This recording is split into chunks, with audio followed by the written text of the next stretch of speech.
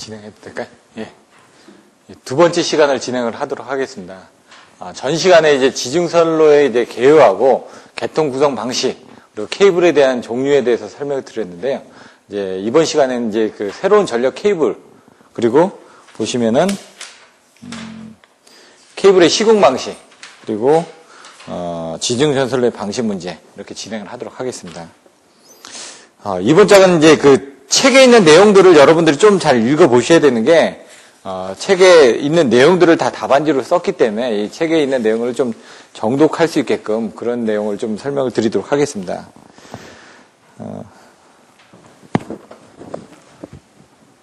보시면 이제 새로운 전력 케이블.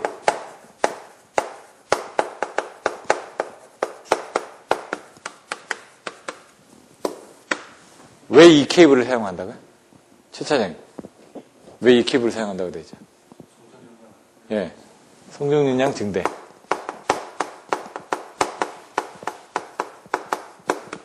나중에 지중송전술의 송정윤량 증대 방안에 대해서 쓰시면 이런 새로운 전력 케이블에 대해서 쓰시면 됩니다. 근데 이제 가공선하고 비교해가지고 가공선이 이렇고 지중선로는 이렇다 해가지고 지중선 부분에 대한 걸 이렇게 써주시면 조금 더 보기가 좋겠죠, 이제. 송정윤량 증대 방안에 대해서는 가공선에는 이렇게, 이런 케이블들을 사용하는데 지중선로에서는 이런 케이블을 쓴다. 근데 아까 OF 케이블이나 POF 케이블도 송전 용량을 증대를 할 수 있다고는 했습니다. 그래서 그런 내용도 써주시고, 그 다음에 이런 조금 더, 냉각을 더 저기를 했던 그런 부분을 써주시면 되겠죠. 여기 보시면은 전력 수요의 증가와 더불어 전력의 대량 생산, 대량 수송이 필요하다. 그래서 지중 케이블의 대용량화가 관심을 모으고 있다.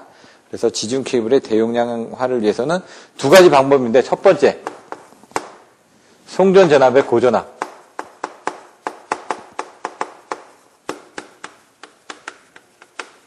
두 번째, 나와 있는 것처럼 전류 용량의 증대화.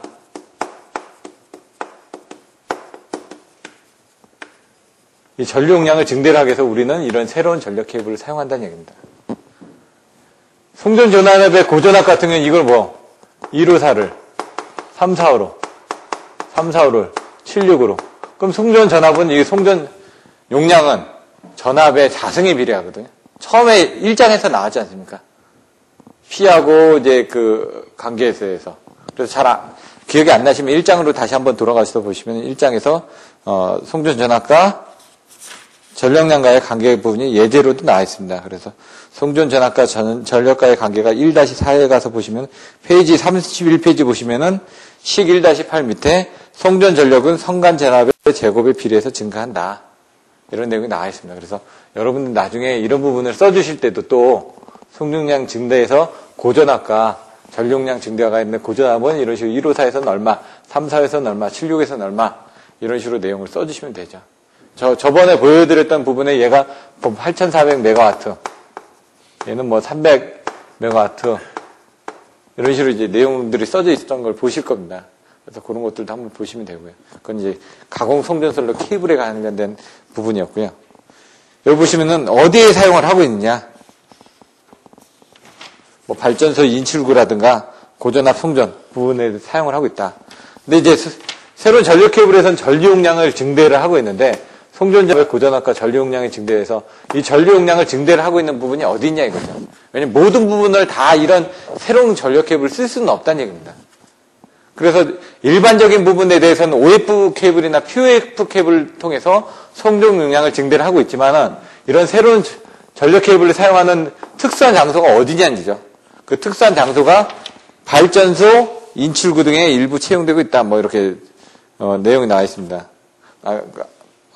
여기 보시면은 후자의 페이지 86페이지 보시면 전류 용량 증대화에 대해서도 종류의 케이블을 가령 도치의 굵기를 늘린다든가 강제 냉각 방식의 도입, 절연체 재료의 개량에 의한 내열 성능의 향상 및 유전체 저감 등 여러 가지 개선책이 모색되고 있다고 하는데 어떤 케이블이 있다고요? 관로 기준 케이블, 그리고 극저온 케이블, 그리고 세 번째 초전도 케이블. 딱 이게 나와야 됩니다. 1, 2, 3. 관극초. 이렇게 외우시든가. 그러면 이제 각각에 대해서 이제 살펴보겠습니다. 1번, 관로 기중. 관로에 뭐가 들어있다고요? 기체가 중간에 들어있는 케이블이다. 그럼 그림을 딱 그려보시면 여기 보시면 관로 기준 케이블이 어떻게 되죠? 이렇게 또 이렇게 돼 있었죠, 그림이.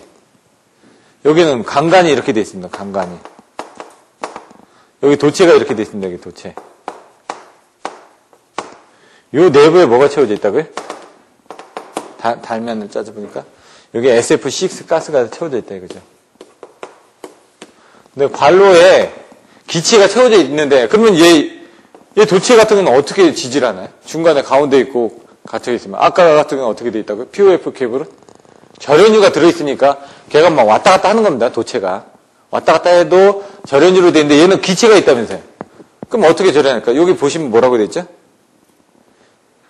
관로 기준 케이블은 그림 3-11에서와 같이 도체로서 파이프 알루미늄 또는 동을 사용하고 이것을 에폭시 수지에 의한 절연 스페이스로서 여기 보시면은 이렇게 안으로 이렇게 들어갔는데 실질적인 뭐가 있다고요? 이런 식으로 에폭시엔 절연 수지로서 위아래에서 이렇게 잡아주고 있다는 얘기입니다.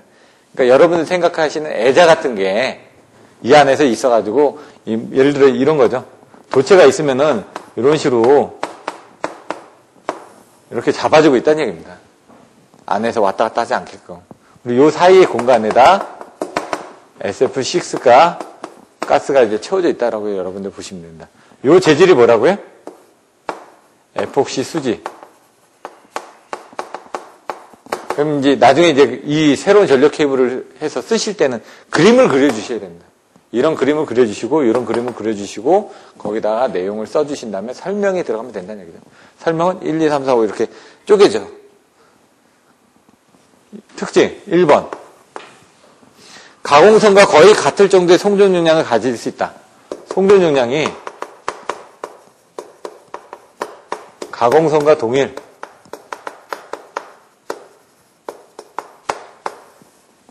아까 지중선과 가공선의 장단점을 비교할 때 뭐라고요? 지중선이 송전 용량이 가공선보다는 떨어진다고 그랬습니다. 왜? 냉각 때문에. 가공선은 이제 그 외부에 노출이 돼 있으니까 냉각이 잘 되니까 송전 용량이 크다라고 얘기했습니다. 단위 똑같은 스퀘어에 비해서. 근데 얘도 보시면은 도체가 있고 외부에 노출되어 있는데 어떤 기체로 노출되어 있죠. 절연체가 없이. 그 절연체가 기체가 있다 보니까 가공선하고 거의 송전 용량이 동일하다는 얘기입니다. 이런 것들 또 써주실 수가 있고. 두 번째, SF6 가스에 대한 설명이 나왔는데 SF6 가스도 보시면 6불항입니다. S가 하나 있는데요. F가 4개가 달려있는 겁니다. 이렇게. 6불항. 나중에 이런 것들도 여기 옆에다 그림을 이렇게 하나 그려주시면 되죠. 이렇게. SF6니까 S가 하나에다가 원자식이, 분자식이. F가 6개 달려있으니까 F를 6개 이렇게 그려주시면 되는 겁니다. 그냥. SF6 가스가 비유전율이 1이다. OF 케이블에 비해 정전 용량이 10분의 1로 되어 충전 전류가 작다. OF 케이블에 비해서 충전 전류가 작다.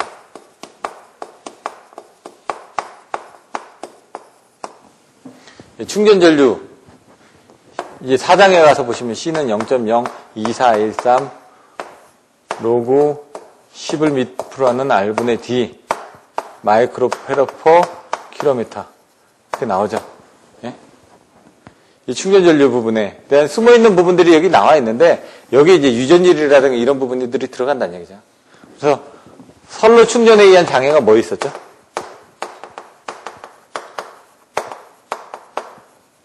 페이지 220이었나? 한번 볼까요? 여기서.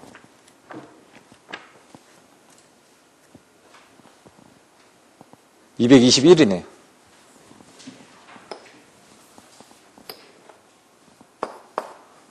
뭐가 있었죠? 221페이지? 두 가지가 있습니다. 221이라고 224. 1번 페란티 현상, 2번 발전기 자기 여자. 나중에 또 설명을 듣습니다. 이런 것들을 줄여줄 수 있다는 얘기죠. 왜? OF 케이블은 비유전율이 한 4 정도가 됩니다. 2.5에서 4 정도가 되는데 얘는 비유전율이 1이니까 시성분에 들어가는 이 부분에 대한 부분이 이런 수치가 들어갔을 때 충전 용량들이 틀려진다는 얘기입니다. 그래서 선로 충전에 의한 장애들도 줄여줄 수가 있기 때문에 충전 전류가 작으니까 이런 내용들도 나중에 보시면 또 써주실 수가 있고요. 그렇기 때문에 충전 전류가 줄어든다는 얘기죠. 얘는 1이고 얘는 4니까 예를 들어 얘가 1 곱하기 1을 한다. 얘는 곱하기 4다. 그러면 이제 비율로 해가지고 나중에 계산하다 보면 얘가 4배 정도 크겠죠. 근데 얘는 그런 부분이 아니라 10분의 1 정도로 충전 전류가 작다라고 되어 있습니다. 몇 분의 1? 10분의 1. 이런 식으로. 나중에 보시면 이제 가공선로의 인덕턴스하고 지중선로의 인덕턴스. 그때 뭐 3분의 1, 30배, 20, 30배 제가 설명을 드렸었죠. 이런 내용들도 비교를 해서 보실 때 이런 내용들도 기본성 있는 내용들을 갖다가 여러분들이 나중에 써주실 수 있어야 됩니다. 그 세 번째. 유전체에서는 무시가 가능하다. 왜요? 유전체가 지금 없지 않습니까? 지금. 어떤 절연체 부분이 가스로 되어 있기 때문에. 그래서 송전 용량이 제약을 받지 않는다.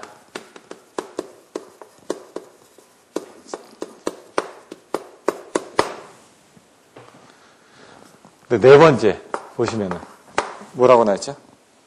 공장 제조 단위 길이가 짧기 때문에 제조 방법에 대한 부분이 나와 있습니다.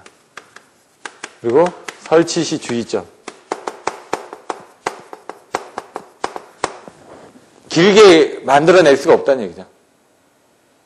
가스 같은 것도 이렇게 넣어줘야 되기 때문에 이걸 길게 해가지고 가스를 넣을 수 있는 부분이 아니니까 구간 잘라가지고 용접을 해가지고 이렇게 구간 돼 있는 부분을 잘라가지고 용접하고 그리고 용접 다 끝나면 여기다 가스를 집어넣어줘야 되겠죠. 여기 보시면은 용접 시의 적속 방법이라든가 작업 환경에 대한 특별한 주의가 요구된다. 가스가 빠지면 안 되지 않습니까? 근데 처음에 그 POF 케이블 같은 건 어떻게 되죠? 강간을 길게 한번 한 다음에 그것도 물론 이제 접속 시에 문제가 좀 있겠지만은 케이블을 딱 집어넣어 놓고 그 다음에 절연유만 딱 집어넣으면 되죠. 근데 얘 같은 경우는 이렇게 어느 정도 이제 긴 구간에 사용을 안 하다 보니까 이렇게 짧게 가져가지고 접속해서 사용을 한다는 얘기입니다. 그럼 여기 보시면은 설치 시 주의점 제조 방법에 대한 부분 나왔고요. 87페이지 보시면 사이즈에 의한 가격차가 작아서 대용량 시에 유리한 방법이다. 얘를 요만큼 만드나 요만큼 만드나 어차피 제작 단가가 비싸기 때문에 여기 나와 있는 것처럼 3000A에서 6000A 대용량화가 필요한 경우에 경제적으로 유리한 선로다. 그 앞에서 나왔던 것처럼 발 변전소의 출입구라든가 이게 IPB 같은 데에서도 사용할 수가 있고요. 왜냐하면 변압기 2차 측이라든가 이런 쪽은 용량이 크지 않습니까? 그렇다 보니까 부스를 쓰는데 그 부스를 쓰는 부분들이 거리가 길진 않죠. 다 짧죠. 그러고 나서 이제 뭐 차단기가 와가지고 뭐 이게 거리가 긴 경우는 어떻게 돼? 케이블을 쓴다든가 할 때는 케이블을 상당 막 몇 가씩 세 가닥씩 막 뽑아서 쓰는 경우도 있습니다. 저압 같은 데 가서 보시면 막 보이지 않습니까? 이렇게 저압 케이블을 막 몇 개씩 물려놓은 걸. 그걸 부스 바로 가게 되면 되게 간단하게 갈 수가 있는데 마찬가지로 얘도 그런 식으로 도체가 가니까 그런 부스바 정도로 생각을 하시면 된다는 얘기죠. IPB 같은 경우 이런 영어로 같이 이제 보시면 될 것 같습니다. 근데 여기다 이제 강제 냉각을 함으로써 500kV에서 8000A 전류를 흘릴 수 있다. 500kV에서 8000A면 엄청나게 많은 용량입니다. 보통은 이제 5000, 6000만 넘어가도 큰 용량이거든요. 근데 이 부분이 킬로볼트가 크다 보니까 더 용량은 더 크겠죠. 그래서 발전소 같은 데 또 가서 보시면요. 뭐 5000, 6000이 넘어간다 그러면 이런 IPB를 사용한다든가 아니면 독립되어 있는 어떤 그 절연 장치가 돼 있는 그런 도체를 이용을 해서 송전을 하게끔 되어 있습니다. 2번. 두 번째. 관로 기준 케이블을 배웠었고 이제 극저온 케이블. 극저온 케이블. 뭐라고요? 저온이긴 한데 극. 남극, 북극처럼 어디에 극한 상황. 이 저온이 아주 낮다는 얘기입니다, 지금. 아주 낮은데 어떤 정도로 낮냐. 여기 보시면 온도 조건이 있습니다. 20도씨에서 80K. 조금 이따 이제 초전도 케이블에서 0K가 나옵니다, 0K. 0K가 온도가 어떻게 되냐면 마이너스 273도씨로 돼 있을 겁니다. 20K는 여기다 20 정도를 더하면은 마이너스 한 253도하고 80을 더하면은 마이너스 한 193도. 저온이긴 저온인데 어떤 극저온이다 이거죠. 얘는 이제 초전도 케이블은 더 극고온이 초저온이 될래나? 뭐 그런 용어를 쓰시면 되겠죠. 이런 내용들에 대해서 조금 이따 한번 더 보실 거고요. 여기 보시면 도체, 고순도의 알루미늄 또는 동을 사용하고, 저희가 저번에 이제 전선의 도전율에 대해서 배웠죠. 알루미늄이 61%, 그리고 동은 97%, 98%의 도전율을 가지고 있다는 얘기죠. 그래서 어떤 그런 부분들, 거기다 이제 냉각을 해주게 되면은 송전 용량이 더 늘어나겠죠. 그래서 도체 저항을 이 자리, 두 자리라고 되어 있는데, 도체 저항을 두 자리 이하로 낮춰줬다 이거죠.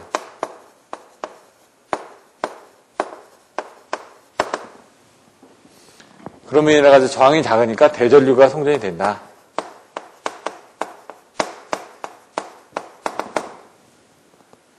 보시면 도체 중공 부분에 냉각 매체 액체 수소를 흘려서 절연을 액체 수소 함침에 절연지를 사용하는 것과 종이와 같은 고체 절연물을 사용하지 않고 진공에서 중공 도체 내부에 액체 질소를 흘려주는 구조의 것이 있다.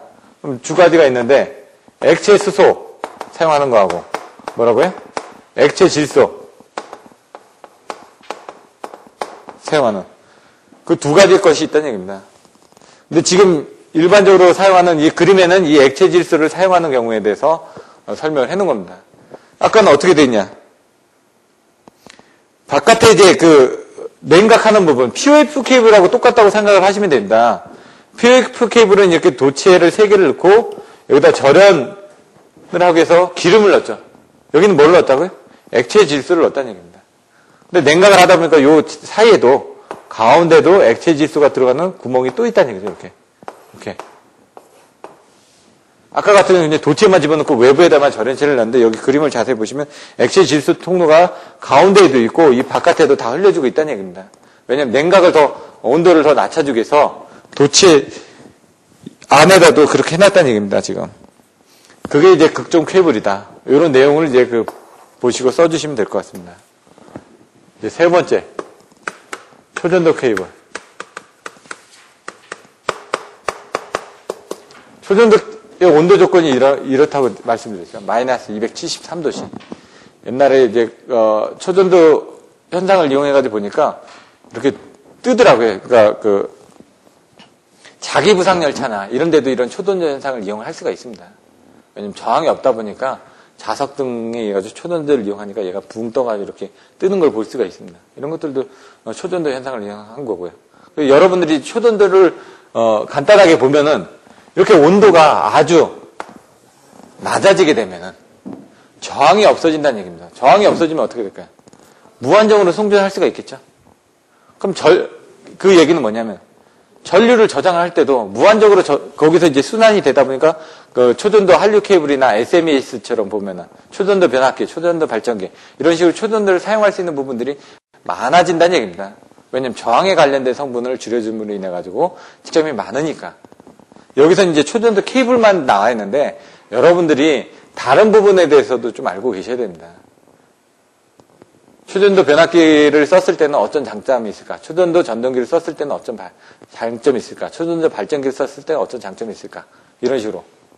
초전도 케이블에서는 저항이 줄기 때문에 어떻게 송전 용량이 증대가 되는 그런 부분이 있었지만 다른 것들은 저항이 줄므로 인해 가지고 어떤 부분이 발생할 것인가? 여기에 뭐 자기 부상 열차 같은 것도 저항이 줄어드니까 더 좋은 부분이 있다. 이렇게 보시면 되고요. 여기서 보시면은 맨 밑에 87페이지 맨 밑에 보시면 절대 온도에서 저항이 0으로 된다는 초전도 현상을 이용해서 무손실 대용량 송전을 지향하고 있다. 그럼 초전도를 하기 위해서 88페이지 보면 어떤 걸 쓰냐. 여기서는 액체 질소를 썼는데 여기서는 액체 헬륨 또는 액체 질소 썼는데 0도씨까지 낮추려면은 돈이 많이 들어가겠죠. 얘 같은 경우는 어떻게? 4에서 5도씨 K, OK. 도가 아니라 OK. 그럼 이걸 하기 위해서는 어떤 재료를 사용했냐? 니옵이냐? 니옵 티탄 등의 재료를 이용해가지고 액체 헬륨이나 액체 질소를 흘려서 4에서 5K 정도로 온도를 낮췄다는 얘기입니다. 그래서 전기저항이 거의 내려갔다. 그럼 여기하고 똑같겠죠? 근데 지금 극존 케이블하고 구조가 비슷한데 이제 틀려지는 부분이 냉각하는 부분들이 이제 들어가는 게 더 많은 거지. 아까는 여기하고 여기만 들어갔었죠. 그리고 여기를 채워졌는데 여기서는 어떻게? 바깥에 여기 또 채워지는 이런 부분들이 또 있다는 얘기죠. 이렇게. 또 여기 부분에 또 채워지고 여기도 채워지고 이렇게 세 개가 있으면 여기도 채워지고 여기도 채워지고 여기도 채워지고 여기도 채워지고 온도를 낮추기 위해서 더 채워질 수 있는 부분이 더 많아진다는 얘기입니다. 얘는 아까 20에서 80K라면서요. 그러니까 이렇게까지만 해도 됐는데 얘는 온도를 더 낮춰줘야 되니까 여기서 더 낮춰주려면은 바깥에다 또 낮춰주는 부분이 더 있어야 된다는 얘기죠. 왜 외부로 온도가 방출이 될 거 아닙니까? 그걸 하나 더 씌워줘서 여기서 또 바깥으로 온도가 나가지 않게끔 이렇게 바뀌어지는 부분을 이렇게 했다는 얘기입니다. 요걸 하나 알고 계시고 여기서 차이점은 뭐냐? 이런 부분이 더 차이가 있다. 이런 내용을 보시면 됩니다. 그리고 또 바깥에 또 이렇게 차폐를 또 하나 또 해줬죠. 온도를 낮춰주기 위해서는 자꾸 쌓아야 되니까. 코일을 싸든 뭘 싸든 여기서도 보시면 동으로 해가지고 계속 쌓아놨죠. 접속을 해가지고 중간중간에 진공도 들어가 있고요. 왜냐면 진공이 들어가 있다는 건 뭐죠? 여러분 보온병들 보시면 안에 어떻게 돼 있죠? 진공이 돼 있습니다. 뜨거운 걸 계속 보온하기 위해서 아니면 차가운 걸 계속 보온하기 위해서 쇠하고 쇠 사이에 진공을 인으로 해가지고 열 전달이 안 되게끔 만들어진다는 얘기죠. 여기도 이제 진공들이 들어가 있으면서 열 전달을 안 되게 해주면서 주변에 또 냉각을 해주는 거죠. 이게 뭐 드라이 아이스처럼 계속 여러분들이 스티로폼 안에다가 어디 놀러 갈 때 어떻게 하지? 얼음이라든가 드라이 아이스를 넣으면 더 낮춰져가지고 오래 냉각을 시킬 수 있지 않습니까? 마찬가지로 얘도 냉각을 시켜주기 위해서 중간중간에 여러 가지 포인트에다가 이런 것들을 집어넣고 있다는 얘기입니다. 근데 얘 같은 경우는 지금 500kV에서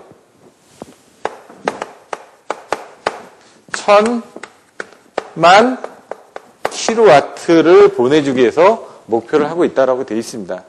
그만큼 많이 보내줄 수 있다는 얘기죠. 그렇게 이제 초전도 케이블 해가지고 세 가지 케이블에 대해서 살펴봤습니다. 근데 주는 뭐라고요? 송전 용량을 증대를 하기 위해서 이 세 가지 케이블을 사용한다. 그래서 이런 내용을 보시면 될 것 같고요. 이제 전력 케이블의 시공 방식에 대해서 살펴보도록 하겠습니다.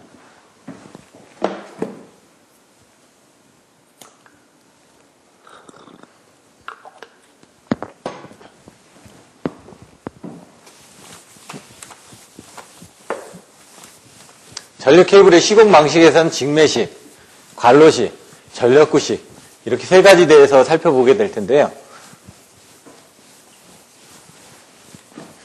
이런 부분은 제가 이제 키가 되는 부분만 설명을 드렸고요.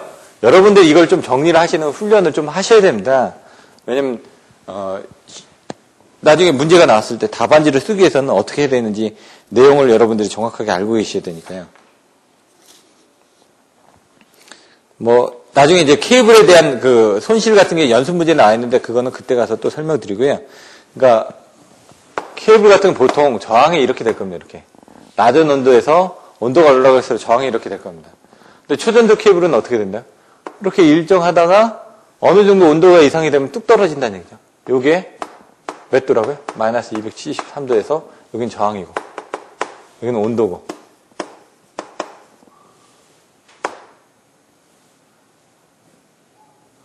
저항. 아이고. 저항이 뚝 떨어지겠죠. 이런 식으로 이런 초전도 케이블에서 이런 그림도 그려주시면 되고요. 그러니까 표현하는 부분들을 이제 그림을 그려주면 이제 표현을 하기가 쉬우니까 이렇게 해주시면 된다는 얘기입니다. 기타 보시면은 그걸 입체적으로 해가지고 그림을 그려주셔도 되는데 예를 들어 나중에 케이블의 시스에서 연피, 절연체, 도체, 유전체, 연피, 외피, 외부 방식층, 뭐 이렇게 되어 있습니다. 나중에 도체에도 보시면 저항 성분에 대해서 연습 문제 나옵니다. 연습 문제 보시면은 이걸 이따가 설명드릴 건데, 어디냐. 8번에 보시면은, 96페이지 8번에 보시면 전력 케이블에 발생한 손실의 종류와 그 개요를 설명하셔. 그러면 이렇게 그림을 그려주시고, 도체에서 발생하시는 저항선, 유전체에서 발생하는 유전체선, 연피에서 발생하는 시스선, 뭐 시스에서 발생하는 연피선, 뭐 이런 식으로 세 가지가 있다. 그럼 그림을 그리고 여기에 대한 부분을 이제 설명을 해주듯이 초전도도 이렇게 아까는 이렇게 그림을 그려줬잖아요. 여기서 하나, 둘, 세 개 가운데에 도체 통로가 있었죠. 그리고 동들이 있는데 여기 외부에 이렇게 또 지나가는 부분이 있었고요. 여기 부분은 어떻게 된다고? 다 진공이라고. 이걸 이제 그림을 옆으로 가지고 이렇게 그려주시면 되죠. 이렇게 또 이렇게 여기는 뭐 맨 밑에는 이게 뭐가 들어간다고요? 니옵티탄. 여기 이렇게 해놓고 액체질소. 여기는 진공되고 뭐 이런 식으로 이제 좌우로 같이 해가지고 이것만 그려주시지 말고 이렇게 같이 그려주시면은 좀 전달 효과가 좀 더 크겠죠. 알고 있는 거를 이제 써주는 것도 중요하지만 그림으로 이제 표현하는 것들도 여러분들이 많이 해보셔야 될 것 같습니다.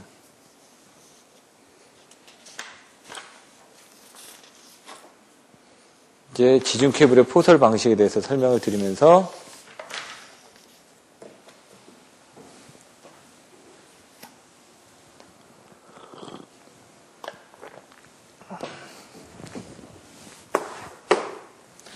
(3-4) 전력 케이블의 시공 방식.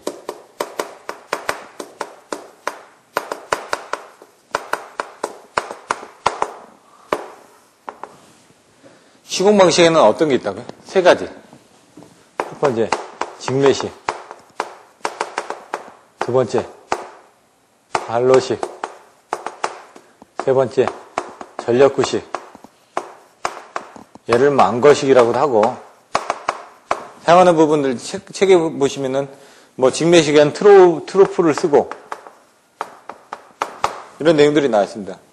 관로식에는 관로 인입을 하고 뭐 직접 매설식, 관로 인입식. 저번에 관로 부분에 대한 사진을 보여드렸습니다. 저번 주에. 전력구에 대한 사진들도 보여드렸고요. 이런 것들, 직매식 같은 건 여기 이제 책에 그림이 나와 있으니까 이 세 가지를 하는데 페이지 88페이지 보시면은 어떻게 나와 있죠? 직접 매설식, 관로인식, 안거식의 세 가지가 주로 사용되고 있다. 근데 지금 여기 보시면은 그 외에 뭐 교량 첨가식, 전용교식, 수저식, 가공식 등이 또 있다라고 돼 있습니다. 근데 이제 주로 사용하는 세 가지 부분에 대해서만 여러분들이 써주시면 된다는 얘기죠. 89페이지에 보시면은 직매식이 있습니다. 직매식의 가장 큰 부분을 여기 보시면 그림이 나와 있습니다. 그림이.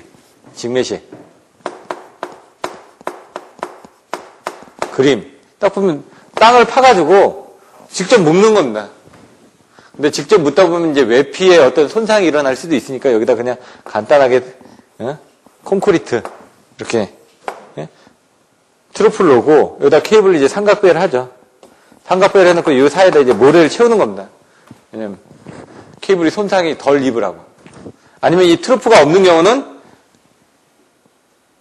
트로프 대신에 여기 나와 있는 관로를 이용한다. ELP 관을 이용해가지고 그 안에 넣는다든가. 전력구식 같은 경우는 트로프가 없이 어떻게 가대에다가 클리트 위에다가 저번에 올려놨죠. 이렇게 가대를 설치해놓고 그 위에다 클리트를 대가지고 이동용 클리트, 고정용 클리트 위에다가 받침을 대가지고 삼사 같은 건 방제 트러플을 더 덮어가지고 더 위험하지 않게끔 해놨죠. 이렇게 해놓고 난 다음에 여기다 이제 뚜껑을 닫죠. 이렇게 콘크리트 뚜껑을 닫고 그 다음에 여기다 이제 모래를 다시 채우는데 모래 채우고 흙 채우는데 요 길이가 몇 미터 이상이 돼야 된다고요? 1.2m가 이상이 돼야 된다는 얘기예요. 왜냐하면 여기 도로가 될 수도 있고 하중을 받을 수가 있으니까. 근데 하중을 닿지 않는 구간에 대해서는 0.6에서 0.8m까지 이렇게 줄여줄 수 있다는 얘기입니다. 땅 파는 길이가 아니라 여기 표면에서 여기서 여기까지 그 거리라는 얘기입니다. 지금 중간중간에 이런 데 보시면 이제 지중 공사를 해놓고 나서는 보호판을 깔고 보호 시트를 보호판은 이런 식으로 플라스틱으로 된 것도 있고 쇠로 된 것도 있습니다. 보호판을 이렇게 깔아 놓고 가는 거죠. 그리고 여기다 다시 흙을 붓고 이 위에다가 보호 시트, 테이프 이런 식으로 테이프를 한 3열 정도 이렇게 깔아두면은 포크레인을 찍더라도 이거나 이 중에 하나가 딱 보여줄 거 아닙니까? 그럼 더 이상 못 찍게끔 그렇게 이제 보호 시트를 깔아놓는 거죠. 그러니까 살인 사건이 난다든가 폴리스 라인 이렇게 치죠. 테이프. 그런 것처럼 여기에 지금 밑에 지중 성전설로가 있다고 위험, 파는 걸 금지한다 이런 식으로 빨간색으로 되어 있는 이런 테이프들이 있습니다. 그걸 위에다 깔아주시면 된다는 얘기죠. 외장 케이블에 간단한 보호 시설을 한다면 직접 땅속에 묻어주는 거다. 소정의 깊이까지 파서 토간 또는 철근 콘크리트재 트로프 등의 방어물을 깔아서 이 속에 케이블을 넣고 그 주위를 모래로 꽉 채워서 그 다음에 뚜껑으로 덮어준 다음에 흙으로 묻어두는 것이다. 그래서 중량물의 압력을 받는 곳에서는 1.2m 이상으로 해야 된다. 관로 수식에 비해서는 공사비가 싸다 이거죠. 그냥 파가지고 하면 되니까. 관로식은 이렇게 한 다음에 ELP를 또 깔고 중간에 매너를 만들고 이런 같은 경우는 이제 직매식으로 이제 할 때는 계속 긴 거리를 하는 경우는 아니고요. 어디 짧은 거리 같은 거 하는 경우에 이런 게 하겠죠. 근데 긴 거리를 해야 되는 경우는 케이블을 접속을 해야 되니까 여기를 접속을 해놓고 이걸 하려면 유지보수하기가 힘들지 않습니까? 유지보수할 수 있는 매너리 있다든가 그렇게 되기 때문에 이런 구간 같은 경우는 옛날 초기에는 많이 썼지만 지금은 관로식이나 전력구식으로 다 바뀌어가고 있습니다. 그래서 그런 내용이 나와 있습니다.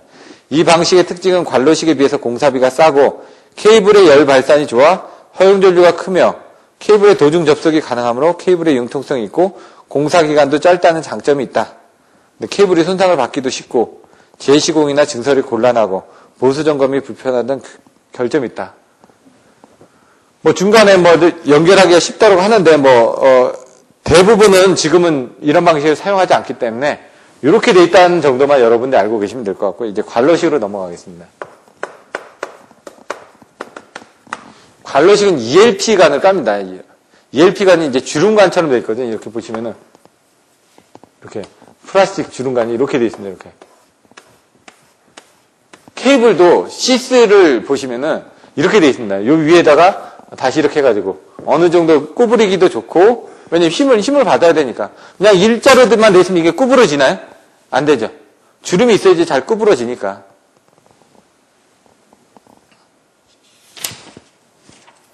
보시면은 그림이 어떻게 돼 있죠? 도로면에 돼 있으면은 관로를 3개를 파고 여기는 관로 바깥에다가 이렇게 콘크리트 같은 걸 대가지고 이렇게 해놨네. 밑에다 기초를 해놓고. 근데 이렇게 하면 이제 돈이 많이 들죠. 왜냐면 얘보다는 이런 구조물들을 만들어야 되니까. 근데 실질적으로 그렇게 안 하고 그냥 ELP관을 바닥에다 이렇게 깝니다. 이렇게. 저번에 보여드렸던 건 한 9개의 선로를 그냥 바닥에 쭉 깔지 않았습니까? 근데 이제 그걸 깔아서 이제 할 때도 선로를 집어넣을 때는 이제 그 선로 상 불평형이 맞지 않게끔 R 이렇게 붙여주는 게 아니라 RST, STR, TSR 이런 식으로 이제 삼각배열을 해주셔야지만 그 선로에 대한 그 편차가 안 생깁니다. 전류 편차가. 여기도 마찬가지로 이렇게 놓고 여기다 이제 굴착선을 하기 위해서 중간에 요것처럼 이런 보호판을 깔고 보호 시트를 깔게끔 돼 있다고 내용이 나와 있습니다. 근데 중요한 거는 얘는 매놀이 있다 이거지. 매놀이. 이런 ELP관을 통해서 이렇게 접속할 수 있는 매놀이 있는데 매놀의 끝부분은 이렇게 해놓는데 왜 4개를 해놓느냐. 하나는 예비공을 하나 갖다 놓은 겁니다. 저희가 R상, S상, T상이다. 그럼 예비성이 있었죠. 하나가 고장났을 때. 선이 끊어졌다. 중간에.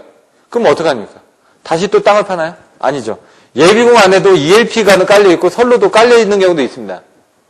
근데 대부분 이제 선로는 잘 안 까는데 선로를 깔려있다. 그러면 그 선로를 연결해서 그냥 쓰면 되죠. 세상 중에 한 선이 끊어질 수도 있지 않습니까? 그래서 예비공을 해가지고 이렇게 그 ELP관을 쓸 때는 4개를 이제 포설을 합니다. 여기 나와 있는 부분이 또 하나가 있죠. 맨홀인데, 맨홀의 크기는 이렇게 나와 있습니다. 제가 그림을 잘 못 그려가지고, 여기가 3m, 여기도 3m, 여기는 9m. 이렇게 돼 있습니다. 요 정도. 우리 중간에 이제 접지 설비를 해가지고, 여기다 사다리를 갖다 놨습니다. 여기도 이렇게 보시면 이렇게 앙카드를 박아 놨습니다. 왜?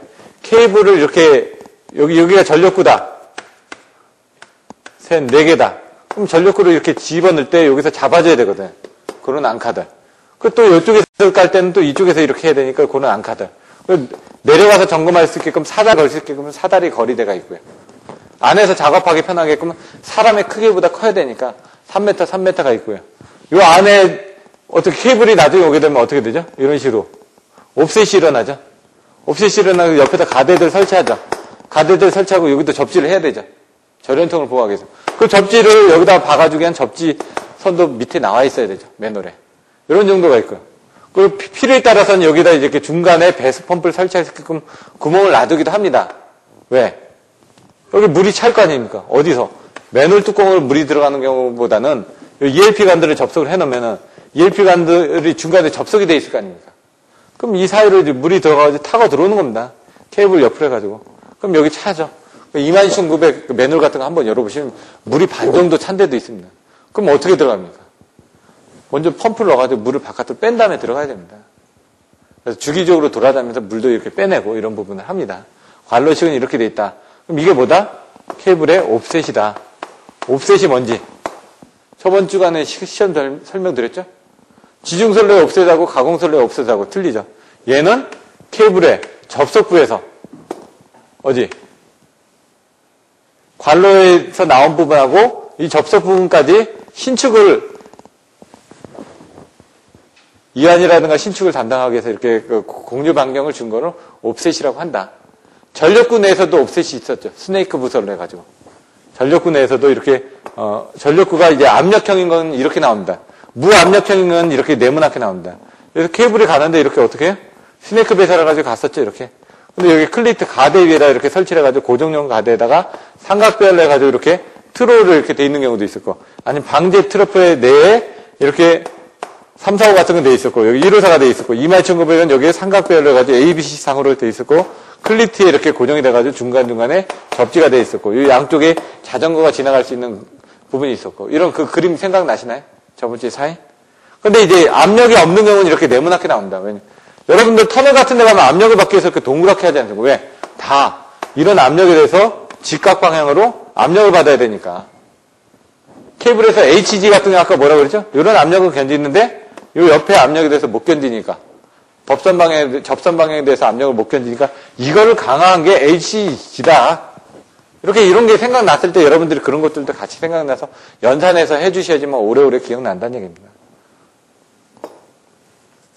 근데 중요한 거는 갈로식은 3에서 9의 선, 직매식은 3의 선 이하. 3에서 9의 선, 얘는 9의 선 이상. 이렇게.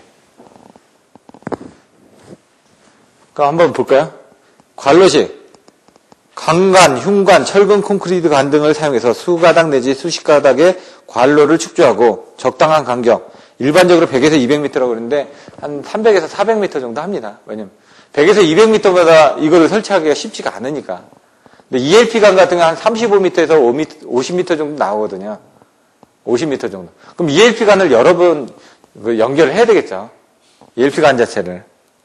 케이블은 한 번에 다 그 거리를 맞춰서 나옵니다. 왜냐면 이 맨홀을 만들 수 있는 위치가 있을 겁니다. 도로마다 가다 보면 적당한 위치에다 설계를 해야 되는데 주변에 뭐 지작물이 있거나 그러면 안 될 거 아닙니까? 그런데 없는 데다 맨홀을 설치를 해야 되다 보니까, 그리고 이제 한번 도로를 깔아놓은 상태에서는 2년 안에는 굴착을 할 수가 없습니다. 그래서 아예 처음에 도로를 깔기 전에 미리 루트를 통해 가지고 이런 지중 케이블을 설계를 하거나 그런 부분이 또 필요합니다. 관로식은 직매식과 비교해서 건설비가 많이 들고 공기도 길어지지만 사고가 적고, 사고가 나더라도 땅을 파낼 것 없이 그냥 맨홀에서 케이블을 관로로 뽑아내어 쉽게 복구할 수 있는 장점이 있다.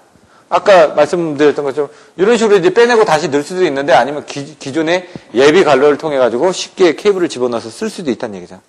90페이지로 가면 지중선 루트에서 케이블 회선수가 3회선 이상 9회선 미만일 경우, 또 장내 회선 증설이 예상되는 경우, 또 굴착 작업이 곤란한 경우 미리 이렇게 관로를 깔아놓고 나중에 증설에 대비를 하고 있다는 얘기인데 우리나라에서 가장 많이 적용되는 공구화 방식이라는 얘기입니다. 지금 관로를 까는 부분들이. 전력구는 더 돈이 많이 들어가기 때문에 아직까지 전력구 부분은 많이 하고 있지는 않고요. 관로식을 많이 사용하고 있다는 얘기입니다. 3번에 이제 전력구식을 한번 보겠습니다.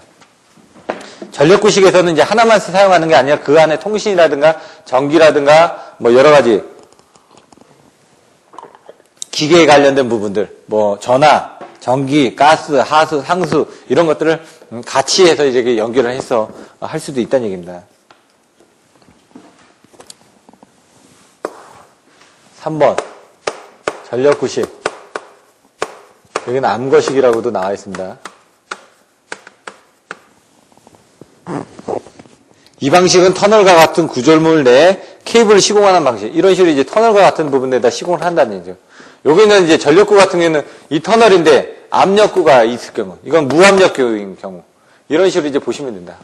이런 것 같으면 한 지하, 한 2, 30m 이하로 내려갔을 경우, 요거는 지하 한 3에서 한 5층까지. 그러니까 뭐 보통 지하 한 3층, 5층까지, 이런 건 지하 10층. 이런 경우는 압력을 받으니까 이렇게 가야 된다는 얘기입니다.